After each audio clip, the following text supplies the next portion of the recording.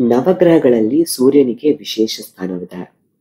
ವೈದಿಕ ಜ್ಯೋತಿಷ್ಯದಲ್ಲಿ ಸೂರ್ಯನನ್ನು ಗ್ರಹಗಳ ರಾಜ ಎಂದು ಪರಿಗಣಿಸುತ್ತಾರೆ. ಅದು ಕಾಲಕಾಲಕ್ಕೆ ರಾಶಿ ಚಕ್ರವನ್ನು ಬದಲಾಯಿಸುವುದು ಮಾತ್ರವಲ್ಲದೆ ನಕ್ಷತ್ರ ಪುಂಜವನ್ನು ಸಹ ಬದಲಾಯಿಸುತ್ತದೆ.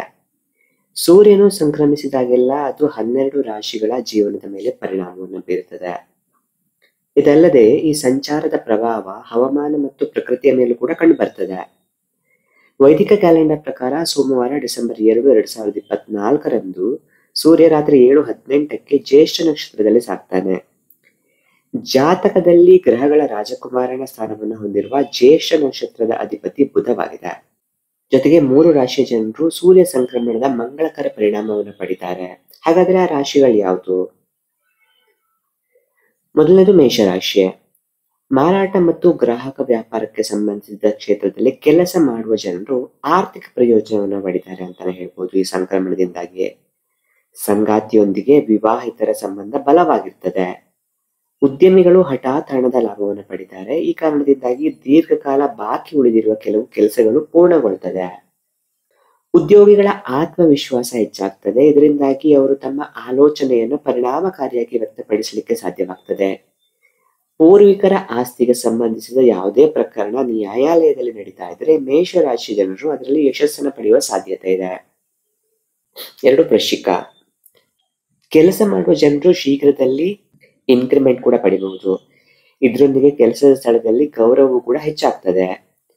ಉದ್ಯಮಿಗಳ ಒಪ್ಪಂದ ದೀರ್ಘಕಾಲದವರೆಗೆ ಪೂರ್ಣಗೊಳ್ಳದಿದ್ದರೆ ಅದು ಶೀಘ್ರದಲ್ಲೇ ಪೂರ್ಣಗೊಳ್ಳಬಹುದು. ವಿವಾಹಿತ ದಂಪತಿಗಳ ಪ್ರೇಮ ಜೀವನದಲ್ಲಿ ನಡೀತಿರೋ ತೊಂದರೆಗಳು ಕೂಡ ಕೊನೆಗೊಳ್ಳುತ್ತದೆ ಅಂತಾನೆ ಹೇಳ್ಬೋದು. ನಿಮ್ಮ ಸಂಗಾತಿಯೊಂದಿಗೆ ರೊಮ್ಯಾಂಟಿಕ್ ಸಮಯವನ್ನು ಕಳಿತೀರಾ. ವಿದ್ಯಾರ್ಥಿಗಳು ತಮ್ಮ ತಂದೆಯೊಂದಿಗೆ ಉತ್ತಮ ಸಂಬಂಧವನ್ನ ಹೊಂದ್ತಾರೆ. 30 ವರ್ಷ ಮೇಲ್ಪಟ್ಟವರ ಆರೋಗ್ಯ ಮುಂದಿನ 12 ದಿನಗಳವರೆಗೆ ಉತ್ತಮವಾಗಿರ್ತದೆ ಅಂತಾನೆ ಹೇಳ್ಬೋದು. ಕೊನೆದು ಮಕರ ರಾಶಿ. ಉದ್ಯೋಗಸ್ಥರು ತಮ್ಮ ಸಹೋದ್ಯೋಗಿಗಳೊಂದಿಗೆ ಸೌಹಾರ್ದಯುತ ಸಂಬಂಧವನ್ನು ಹೊಂದಿರ್ತಾರೆ. ಕುಟುಂಬ ಸದಸ್ಯರಲ್ಲಿ ಪಿತ್ರಾರ್ಜಿತ ಆಸ್ತಿಗೆ ಸಂಬಂಧಿಸಿದ ವಿವಾದಗಳು ನಡೀತಾ ಇದ್ರೆ ಅದಕ್ಕೆ ಪರಿಹಾರ ಸಿಗುವ ಸಾಧ್ಯತೆ ಹೆಚ್ಚಾಗಿದೆ ಇದೆ. ವ್ಯಾಪಾರಸ್ಥರ ಕೆಲಸದ ಸ್ಥಳದಲ್ಲಿ ಸ್ಥಿರತೆ ಇರ್ತದೆ.